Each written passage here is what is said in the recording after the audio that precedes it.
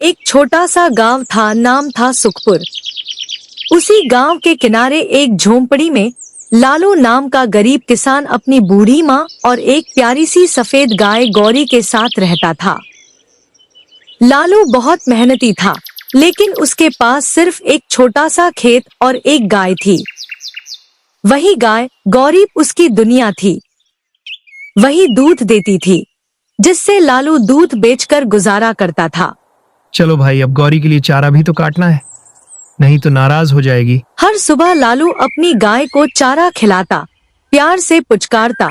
ये ले गौरी, खाना खा ले, फिर तालाब पर नहाने चलेंगे। ले खा ले मेरी प्यारी गौरी। गौरी, तू ही तो है मेरी सबसे बड़ी दौलत। और फिर दूध लेकर शहर बेचने जाता।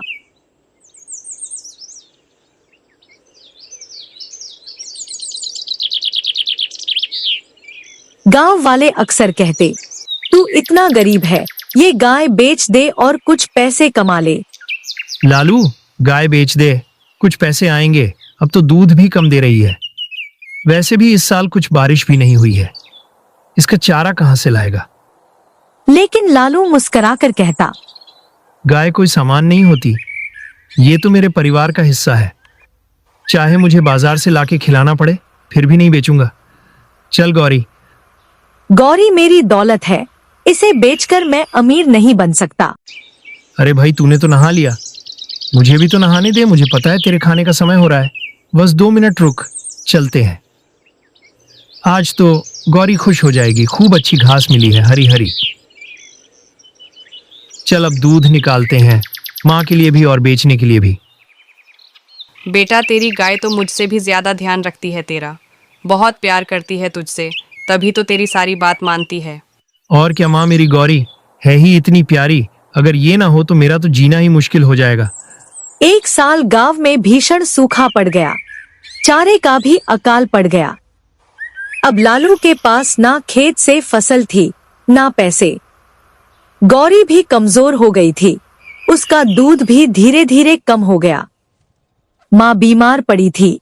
माँ, तेरी तबीयत भी खराब है, इस साल पूरे गांव में सूखा पड़ा है, फसल भी अच्छी नहीं हुई है। तू आराम कर, मैं डॉक्टर साहब को बुलाकर लाता हूँ। डॉक्टर साहब, कब तक ठीक हो जाएगी मेरी माँ? भाई, तबीयत ज्यादा खराब है, इलाज में 10,000 से ज्यादा लगेंगे। देर मत करना, हालत बिगड़ सकती है। डॉक्टर ने कहा, तुरंत इलाज कराओ, वरना जान को खतरा हो सकता है। लालू के पास पैसे नहीं थे। भगवान, अब क्या करूं? मेरी तो समझ में नहीं आ रहा है, क्या करूं, कहां से लाऊं इतने सारे पैसे? गांव वालों ने फिर सलाह दी, तू हमारी बात मान, अपनी गाय को शहर ले जाके बेच दे, अच्छे पैसे मिलेंगे, माँ का इलाज भी हो जाएगा। लालू बहुत दुविधा में पड़ गया। एक तरफ माँ की जान, दूसरी तरफ उसकी प्यारी गौरी। आखिरकार वो रोते हुए गौरी को लेकर शहर गया। माफ करना गौरी, मुझे मजबूरी में ये करना पड़ रहा है, माँ की जान बचानी है। शहर में एक अमीर आदमी ने कहा, मैं इसे 20,000 रुपए में खरीद लूंगा। लालू ने गौरी की आंखों में देखा। गौरी मानो कह रही हो, अगर मेरी कुर्बानी से तेरी माँ बच सकती है तो मुझे छोड़ जा। लालू की आंखों से आंसू निकल पड़े, लेकिन उसने गौरी को बेच दिया। पैसे लेकर वो दौड़ा दौड़ा डॉक्टर के पास गया। माँ का इलाज शुरू हुआ। कुछ महीने बीते, माँ अब पूरी तरह ठीक हो चुकी थी, लेकिन लालू की आंखों में अब भी गौरी की यादें थी। हर दिन वो उसे याद करता, उसकी तस्वीर देखता। एक दिन गांव में एक जानवरों की नीलामी हुई। लालू वहां गया तो देखा वही अमीर आदमी जिसे उसने गौरी बेची थी, अब उसे फिर से बेच रहा था। कोई उसे नहीं खरीद रहा था। लालू दौड़ा और बोला, ये मेरी गौरी है, ये मैंने ही आपको बेची थी बाबूजी, मेरी गौरी को मैं ही खरीदूंगा।